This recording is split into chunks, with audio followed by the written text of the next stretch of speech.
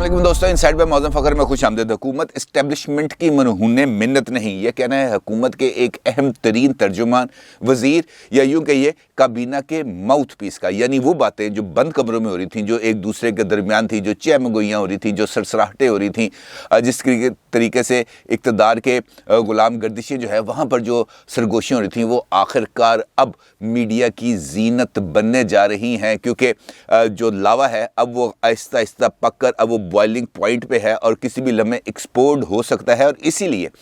जो काबीना के माउथ पीस हैं उनको मीडिया पर आकर इस बात का बरमला इजहार करना पड़ा। यानी वो तालाब के अंदर उन्होंने अब पहला कंकर फेंक दिया है और अब इसके नतीजे में ये सिलसिला अब आगे ही बढ़ेगा। हुकूमत के अहम तरीन वज़ीर और काबीना के माउथ पीस, जिससे मैंने आपसे पहले जिक्र किया, फवाद चौधरी साहब ने मीडिया पर आकर बाज़ाब्ता तौर पर इस बात का इजहार किया है कि अब ऐसा भी नहीं है कि हुकूमत के इस्टेब्लिशमेंट कहेगी रात है तो रात हो जाएगी, और अगर इस्टेब्लिशमेंट कहेगी दिन होगा तो दिन चढ़ जाएगा। ऐसे हालात नहीं है सब। यानी उनका मतलब यह था इस बात का कि हम इस्टेब्लिशमेंट की मनहूने मिन्नत नहीं है। और साथ उनका यह कहना था कि पाकिस्तान की जो सियासत है वो अब एक अलग ढंग पर चली गई है, एक अलग ढब पर आ गई है। क्योंकि पाकिस्तान के जो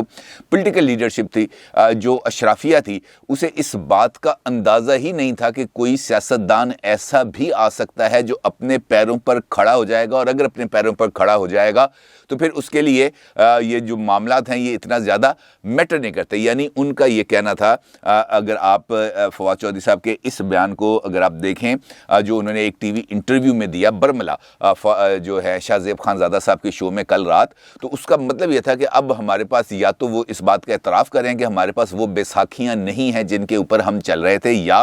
अब हमारे कदमों में इतनी ताकत आ चुकी है कि अब हमें इन बैसाखियों की ज़रूरत नहीं। और दोनों अगर इनकी बात का अगर ये दोनों मतलब दुरुस्त है तो पाकिस्तान यकीनी मानों में अपने जो साल अगला चढ़ने वाला है अगले से 4-5 दिन के अंदर, तो पाकिस्तान एक नई पॉलिटिकल सिनेरियो के अंदर दाखिल होने जा रहा है। और इस तरह लग रहा है जैसे ये कोई नेटफ्लिक्स का कोई एक ज़बरदस्त किस्म का सीज़न था जिसका आगाज़ तो बहुत बोरिंग हुआ था, लेकिन सीज़न के इख्तिताम के ऊपर एक ऐसा ड्रामाई मोड़ आ गया, एक ऐसी पॉलिटिकल हलचल मच गई जिसने एक मरतबा फिर इस सीज़न के अंदर हलचल मचा दी। और अब जो नया सीज़न जनवरी के अंदर जिसका आगाज़ होगा वो सीज़न हंगामा खेजी से भरपूर हो सकता है। और ये देखना भी हमें चाहिए कि असल में ऐसी कौन सी वजूहात बन चुकी कि हुकूमत को अब बरमला तौर पर सामने आकर इस बात का एतराफ़ करना पड़ा। अब इसके लिए मैं आपको सिर्फ 2 मिसालें पेश करूंगा जिनसे आपके सामने पूरी पिक्चर वाज़ेह हो जाएगी। अगर हम इस साल का जायज़ा लें थोड़ा सा, तो हमें ये नज़र आता है कि इस साल के अंदर हुकूमत अपनी कारकर्दगी तो उसका ज़िक्र ही फजूल है, लेकिन अपोजिशन भी कोई खातर खा कारकर्दगी का मुजाहरा नहीं कर पाई थी। और अक्टूबर के अंदर इनफैक्ट एक ऐसा ऐलान होता है ISPR की तरफ से जिसकी वजह से वो स्पेस जो पाकिस्तान की अपोजिशन पार्टीज चाहती थी कि वो स्पेस उनको मिले और वो उस सिस्टम के अंदर दाखिल हो जाएं, वो मौका खुद इमरान खान साहब ने अपोजिशन को मुहैया कर दिया। यानी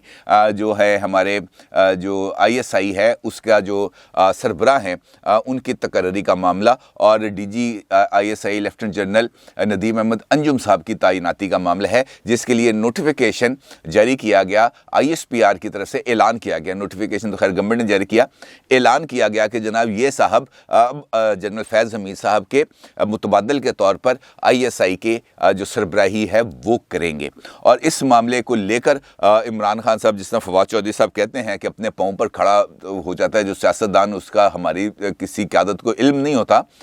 तो इमरान खान साहब ने अपने इसी जोम के ऊपर अपने पैरों पर ना सिर्फ खड़ा होने का ऐलान किया बल्कि इस मामले को इल्तवा में भी रखने की कोशिश की और हीले बहानों के ज़रिए ये तासुर देने की भी कोशिश की कि जनाब ये जो पावर्स हैं ये मेरे पास हैं। और आपको याद होगा कि इन्हीं दिनों के अंदर उन्होंने 2 मुख्तलिफ तकरीबात के अंदर ख़िताब के अंदर ये इस बात का इशारा दिया था कि हज़रत उमर बिन ख़त्ताब रज़ी अल्लाह ताला अन्हो ने दौरान जंग ही सिपा सलार को तब्दील कर दिया था। हज़रत खालिद बिन वलीद रज़ी अल्लाह ताला अन्हो की बात कर रहे थे वो। तो इनफैक्ट इस बात से उन्होंने ये पैगाम देने की कोशिश की कि मेरे रास्ते में ना आना, अगर रास्ते में आए तो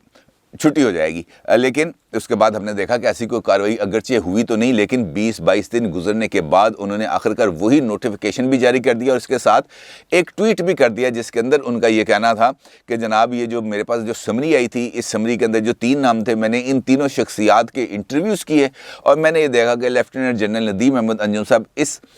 جو پوسٹ ہے اس کے لیے سب سے زیادہ سوٹیبل کینڈیڈیٹ تھے، لہٰذا حکومت کی طرف سے اس کا نوٹیفیکیشن جاری کر دیا گیا۔ لیکن اس کے بعد جو صورتحال ہے وہ سنبھلی نہیں اور وہ جو سپیس اپوزیشن چاہ رہی تھی وہ سپیس عمران خان صاحب نے شاید نہ چاہتے ہوئے بھی اپوزیشن کو پرووائڈ کر دی، اور اسی طریقے سے اسٹیبلشمنٹ بھی ایک سپیس چاہ رہی تھی تاکہ ایک ایسا ان کو راستہ ملے جس کے ذریعے جو کچھ وہ کر چکے تھے اس کو انڈو کرنے کے پروسیس کا آغاز کیا جائے۔ اب یہاں پر جو دوسری مثال میں آپ کو دینا چاہوں گا وہ بھی ہمارے جو ہے وہ ISI کے حوالے سے ہی ہے۔ ندیم احمد انجم صاحب، لیفٹیننٹ جنرل ندیم احمد انجم صاحب DG ISI بن گئے اور انہوں نے 20 نومبر کو اپنے عہدے کا چارج سنبھال لیا، اور اس دوران 2 آفیشیل میٹنگز ہیں جس کی اناؤنسمنٹ کی گئی حکومت کی طرف سے اور کیبنٹ ڈویژن کی طرف سے، اور ان دونوں میٹنگز کے اندر چونکہ سرکاری لیول پہ تھی میٹنگ، ان دونوں میٹنگز کے اندر جو ہمارے DG ISI ہیں لیفٹیننٹ جنرل ندیم احمد انجم صاحب وہ شریک ہوئے، لیکن آپ نے میڈیا پر، اخبارات میں، ٹی وی چینلز پر کسی جگہ پر ویڈیو فوٹیجز کے اندر یا سٹل امیجز کے اندر آپ کو ندیم احمد انجم صاحب ان میٹنگز میں بیٹھے ہوئے نظر نہیں آئیں گے۔ کیا وجہ ہے اس بات کی؟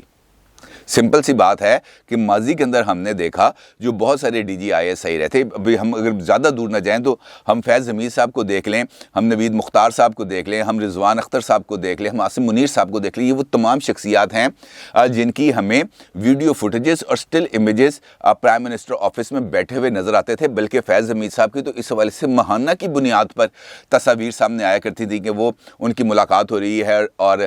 جنرل قمر جاوید باجوہ صاحب بھی اس میٹنگ کے اندر موجود ہوتے تھے، اور عموماً سردیوں کے اندر تو وہ لان کی تصویریں آپ کو یاد ہے، پرائم منسٹر صاحب دھوپ میں بیٹھ کے ملاقاتیں کیا کرتے تھے،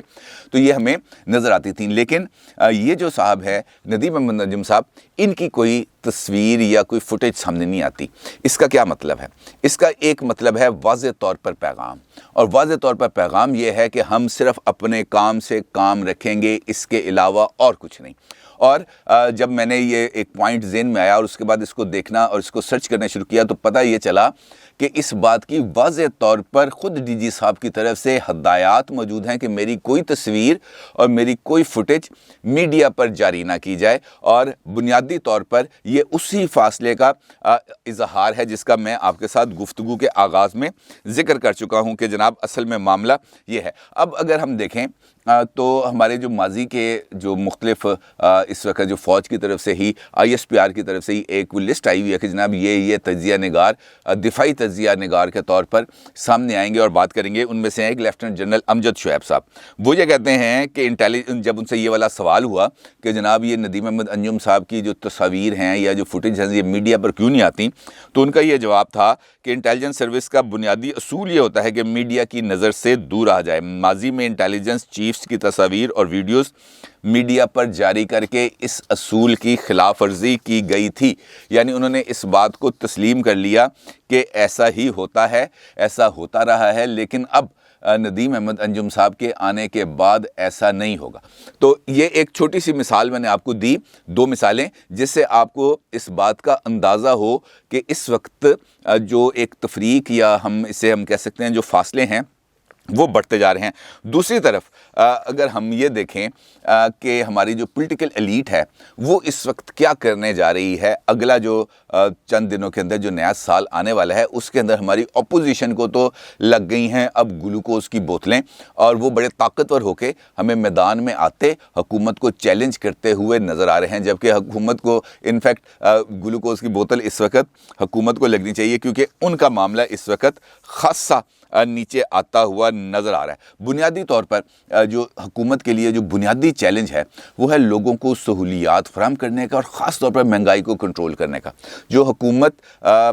اس جو ان کا یہ جو ان کی کیپیسٹی ہے اس وقت وہ یہ نظر نہیں آ رہی کہ وہ لوگوں کو اس قسم کی کوئی سہولت فراہم کریں۔ ابھی یہ جو کے پی کے رزلٹس آئے ہیں بلدیاتی انتخابات کے پہلے مرحلے میں، اس نے انفیکٹ حکومت کو ایک آنکھیں کھولنے کا، ایک جھنجھوڑنے کا ایک موقع دیا، لیکن حکومت ابھی تک اس بات کو تسلیم کرنے پر، بنیادی طور پر اس بات کو تسلیم کرنے پر سنجیدہ نظر نہیں آ رہی کہ جناب ہماری بیڈ گورننس، ہماری انکمپیٹنس کی وجہ سے ہمیں انتخابات میں شکست ہوئی، اور خاص طور پر ان اضلاع میں شکست ہوئی جہاں پر 2018 کے انتخابات میں پی ٹی آئی کو ایک میسو میجورٹی ملی تھی۔ اب اس کے رد عمل کے طور پہ کیا ہوا کہ عمران خان صاحب نے نہ صرف تمام تنظیمیں توڑ دیں، بلکہ اس کے ساتھ ان کا یہ کہنا تھا کہ اب یہ جو ٹکٹوں کے فیصلے ہیں، چاہے وہ پنجاب میں بلدیاتی انتخابات ہوں، چاہے وہ کے پی کے دوسرے مرحلے کے اندر کے بلدیاتی انتخابات ہوں، اس میں ٹکٹوں کا فیصلہ میں خود کروں گا۔ یعنی اب اگر ان جو اگلے انتخابات ہونے جا رہے ہیں، مثلا جو دوسرا مرحلہ ہے کے پی کے اور پنجاب کے اوورال انتخابات، اس کے اندر بھی اگر پی ٹی آئی کو اچھے رزلٹس نہیں ملتے، جس کے خاصے امکانات موجود ہیں، تو پھر جو بنیادی ذمہ داری ہے وہ اب چونکہ خود عمران خان صاحب نے اپنے کندھوں پر لے لی ہے، تو پھر اس کی ذمہ داری بھی عمران خان صاحب کو ہی اٹھانا ہوگی، اور اس وقت ان کو بچانے کے لیے جو پی ٹی آئی کی جو تنظیم ہے اس میں سے کوئی سامنے نہیں آ سکتا، اور یہ اب ان کے لیے ایک اور چیلنج بننے والا ہے۔ اس صورتحال کے اندر جب ہم یہ دیکھ رہے ہیں کہ اسٹیبلشمنٹ کی طرف سے بھی ایک چینج آ رہا ہے، ایک میجر پالیسی ٹرن یا شفٹ ہمیں نظر آ رہا ہے جو بتدریج آگے بڑھتا ہوا اس طرف جائے گا، جہاں پر حکومت کی جو پالیسیز ہیں ان کو نہ صرف انڈو کیا جائے گا، بلکہ جو ان کی اپنی سٹیٹڈ پوزیشن ہے اس کو تھوڑا سا ان کو بیک اینڈ پہ آنا پڑے گا۔ اور اسی طریقے سے مسلم لیگ نون جو پہلے یہ سمجھتی تھی کہ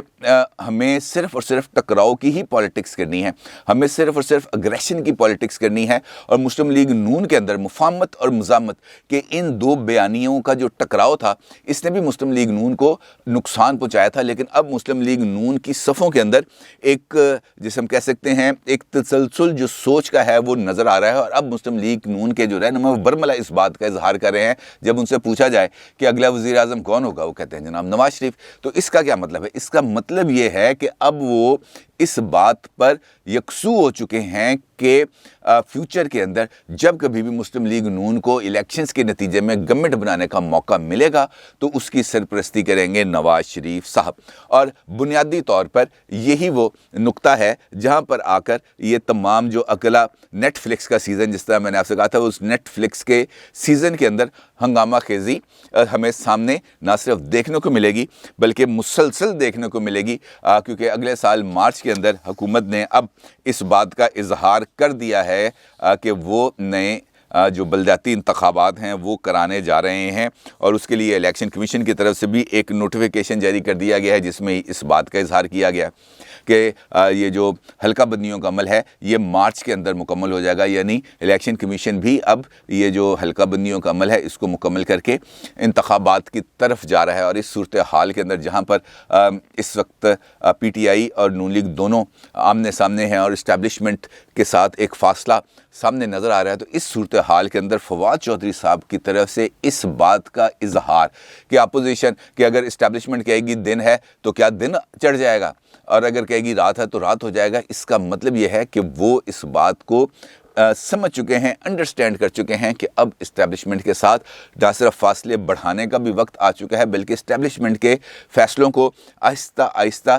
چیلنج کرنے کا بھی وقت آ چکا ہے۔ اور اب جیسے جیسے اسٹیبلشمنٹ بھی آگے بڑھے گی اور جیسے جیسے حکومت کے خلاف جو مومنٹم ہے وہ بھی تیز ہوگا، ہم دیکھیں گے کہ حکومت کی طرف سے اس طرح کی اسٹیبلشمنٹ کے بارے میں جو بیان بازی ہے وہ تیز آئے گی، کیونکہ حکومت کو بھی ایک الیکشن نیریٹو چاہیے، اور وہ الیکشن نیریٹو کو صرف اور صرف اسی صورت میں بیس بلڈ کر سکتی ہے کہ وہ جو اپنی ناکامیاں ہیں ان کی ذمہ داری کو کسی اور جگہ پر فکس کرے، کیونکہ 50% ذمہ داریاں تو وہ لے لے گی، 100% ذمہ داریاں